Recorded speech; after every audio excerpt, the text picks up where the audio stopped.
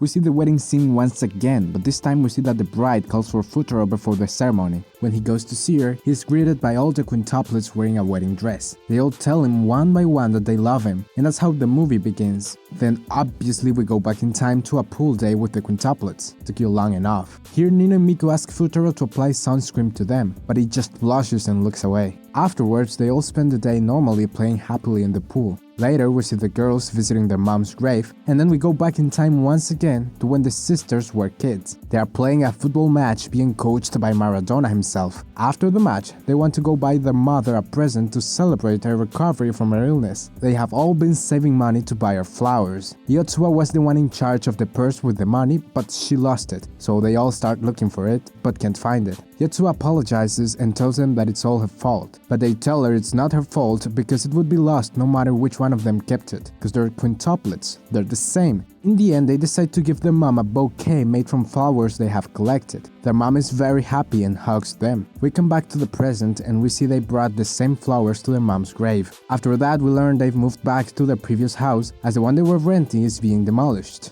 Then we move to the school where the girls' class is preparing for their last school festival before graduating. When they're deciding what to sell at the stalls, Nino chooses takoyaki and Miku pancakes, and the class is split between those two choices, the boys supporting Nino and the girls supporting Miku. In the end, they decide to make both, but separately. Later, Miku asks Futaro to go on a date with her next Sunday, and he accepts. On the day of the date, they go to the aquarium and there Miku tells Futaro she doesn't want to go to college, because she wants to learn about cooking. Futaro is not so happy about it, but accepts her decision, and she tells him that she told him because he's special to her. After that, we move on to the first day of the school festival. In the opening act, Nino sings and dances like an idol, and in the stalls, Miku is finally able to cook good food, in this case pancakes. The first day of the festival goes by normally, and then at 3 p.m. our protagonists take a break to enjoy the festival food. At that moment, Futaro says he's finally going to choose one of them, but that he will do so on the last day of the festival, so as not to ruin the festival for everyone who's not chosen. Second day of the festival, Futaro is free from any work this day, so he's just strolling around when his childhood friend, this girl who came to visit him, finds him, and they start enjoying the festival together, provoking of course the quintuplets' jealousy. They have a weird argument with the girl, but they end up on good terms, and then she just leaves. What was all that about? Okay, from now on, we'll see how each quintuplet spend their time during the festival, and we begin with Ichika's perspective, everyone's favorite. It starts with Ichika finding out that one of her sisters kissed Futaro while they were all dressed as Itsuki. She asks him who he thinks it was, but at that moment the taxi they were waiting for arrives. Later, Ichika is in the middle of filming a scene when she's told that one of her sisters fainted and is in the hospital, so obviously she goes to see her. There she also meets Futaro and Nino. However, Nino goes back to the school, so Futaro and Ichika go for a walk together and Ichika gives him money to buy a drink from a vending machine. But she tells him that each drink represents one of the quintuplets, so he pretty much has to choose now who he loves. Or at least that's how he took it, because he spends 10 minutes choosing, but we don't get to see what he's chosen. He spends so much time buying the drink that Ichika fell asleep. When she wakes up, she catches him staring at her lips, and she asks him why he was doing that. He replies he did it because he thinks she might have been the one who kissed him before. In response, she grabs him and kisses him, but we can see it. And no, we couldn't see it in the manga either. After the kiss, she asks him what he thinks, if it was her who kissed him before, and she also tells him it was her first kiss, at least with a man. And that concludes Ichiko's perspective. Nino's perspective. She's a little upset that their dad didn't come to the festival, so Futaro says he probably came and takes her to look for him, but they don't find him. Nevertheless, on the second day of the festival, they find footage of him on the cameras of the students who were interviewing people, so Futaro takes Nino to the hospital to see her dad. There she makes pancakes for him, and he, well, eats them and likes them, and that's it. When Nino and Futaro are leaving, she trips him. When he catches her, they almost kiss. That's when the father comes out and sees them. Futaro quickly plays it off as if he had just slipped, but as soon as her father turns around, Nino grabs and kisses Futaro. And again, we can't see it. I'm seeing a pattern here. The father turns again, and this time it is Nino who speaks. She thanks her father for hiring Futaro as their tutor, and thus ends Nino's perspective. Miku's perspective. Miku's perspective is pretty much just a boring fight between the boys' stall and the girls' stall. Miku acts as an intermediary between the two groups, and just as they were starting to get along, the boys' stall burns down, so they keep fighting, but Miku gathers them together and gives them a totally out-of-character lecture. They're all surprised and they're pretty much forced to work together by her outburst. When they leave and she's alone with Futaro, she pushes him down and asks him with a serious face who the girl he was walking around with was and if he likes her romantically. When he tells her she's just a childhood friend, she calms down and tells him she wants to kiss him. Futaro is startled, but she tells him she'll hear his answer later. But stop her or she'll get pregnant. That's how Miku's perspective ends. Yotsuba's perspective. We see that Yotsuba has been working on almost everything during the festival. When she was advertising for a fried chicken stall, as thanks she was given free chicken tickets. Later she meets Futaro. He's having problems keeping up with all the work, especially because he's not eaten anything since the morning. Upon hearing that, Yotsuba gives him the tickets she was given before. On the second day of the festival, Yotsuba is still working really hard, and of course she collapses from so much work, so she ends up in the hospital. Even when she wakes up, she wants to go back to help at the festival, but the second day is already over. Then we move forward to day 3. Futaro is sleeping on some stairs when Yotsuba kisses him, cause she says it's time to move on and not hold on to the past with him. So that kiss marked the end of her clinging to the memories with him. Futaro wakes up thinking it was all a dream, as she was already gone and he didn't see her. That was Yotsuba's perspective. Now we've finished with Itsuki's perspective. God, give me strength for what I'm about to do.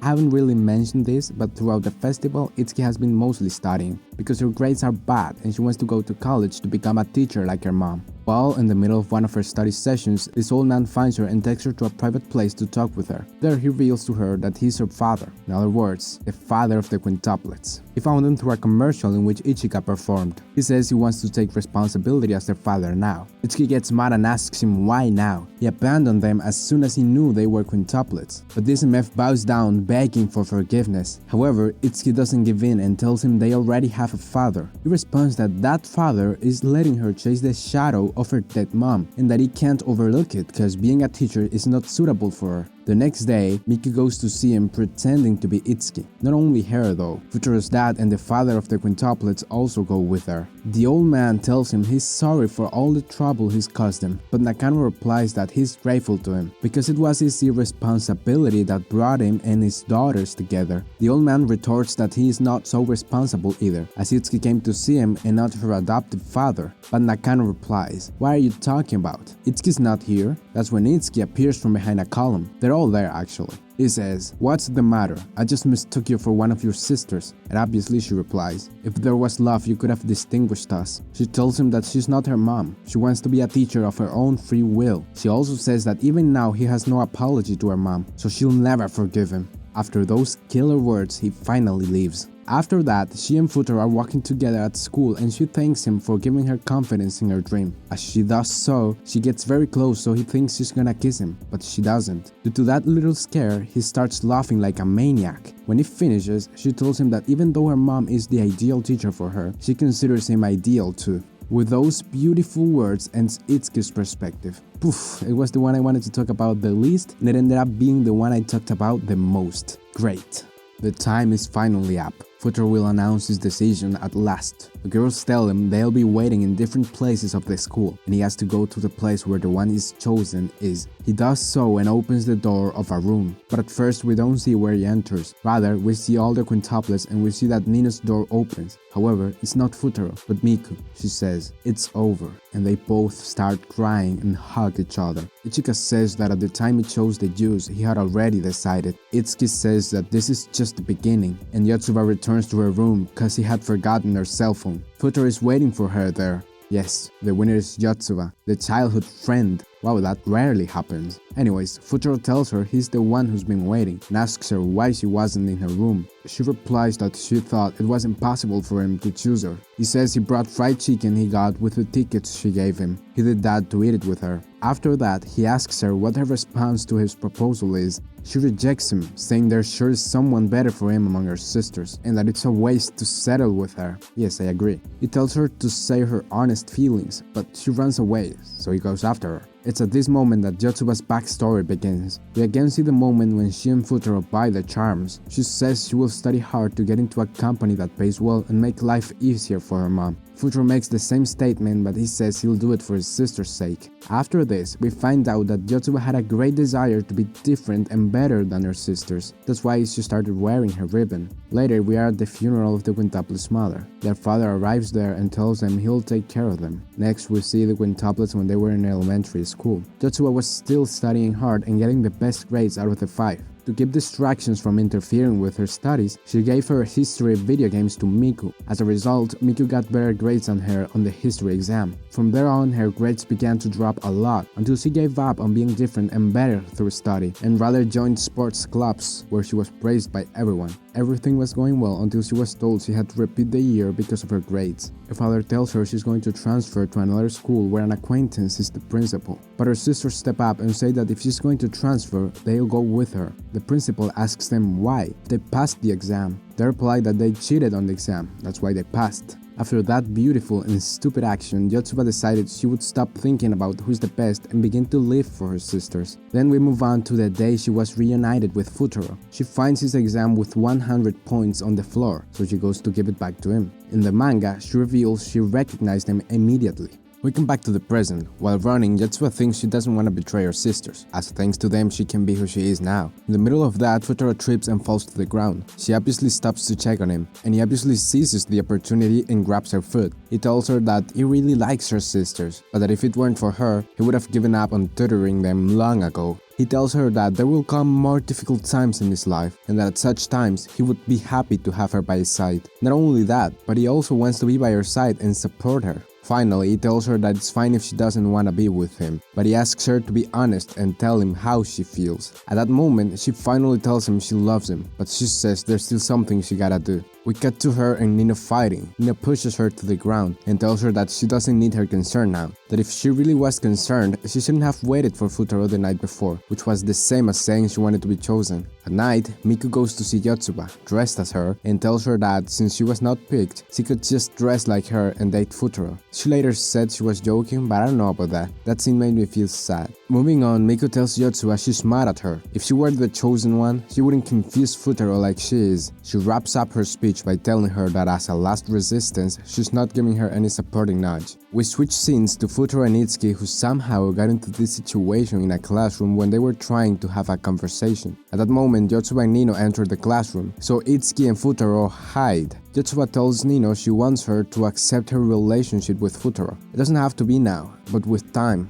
Nino responds that the game's not over yet. If she sees an opportunity, she will take Futuro away from her. After saying that, Nino calls the two people who are hiding. When they come out, Yotsuba is super embarrassed because Futuro heard everything she said, and Nino tells him that he hurt her, so he better never let his guard down. Next, we finally see Futuro and Yotsuba together. They're on a date. They go to a restaurant, to the library, and finally to a playground. During the whole date, her sisters were spying on them. While they're in the playground, Futuro tries to jump off the moving swing, but he freaking dies.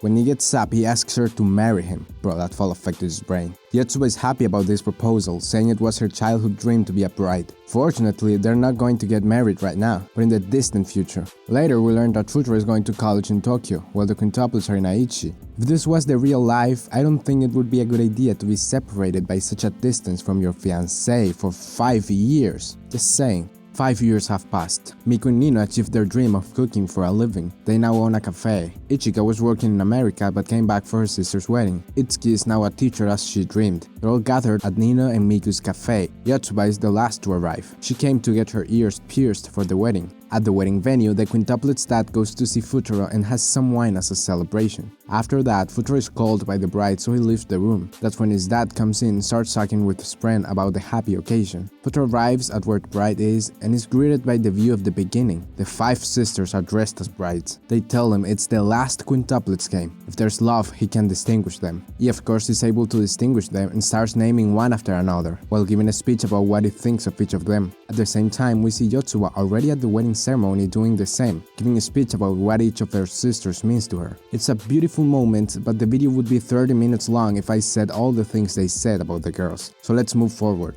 Futaro names Yotsuba last and puts the ring on her finger. We again don't see any kissing and the wedding is over. The quintuplets are choosing where to go for the honeymoon, because apparently they've decided to go with them, but they can't agree on a place to go. They remember something similar happened in high school when choosing where to go for the graduation trip. After mentioning that, we go back in time to that moment, and we see Futaro waking up surrounded by the girls. When he does, he asks about the wedding, and the girls are surprised because they don't know what he's talking about. I bet at this moment many of us shat our pants. But fortunately, it was just a malicious flashback, and we come back to the present, where we see the plane in which everyone leaves for the honeymoon.